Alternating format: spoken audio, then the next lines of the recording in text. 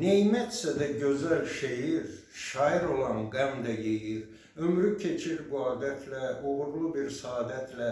Görən səni nədir deyir, saçlarına düşən bu dən. Şair, nə tez qocaldın sən. Mənim əziz dostum, qardaşım Seyran, sən həmişə cavan olmusan. 40 il bundan qabaq biz tanış olanda, dostluq eləyəndə sən necə cavan idin, bu günə qədər sən o cavan enerjini özündə saxlamısan və bizim üçün nümunə olmusan. Şairlər var tez qocalır, şairlər var anadan qoca doğulur. Amma sən elə şairlərdən, nadir şairlərdənsən ki, həmişə cavan qalırsan və bu cavan enerjini biz səndən nümunə kimi götürürük.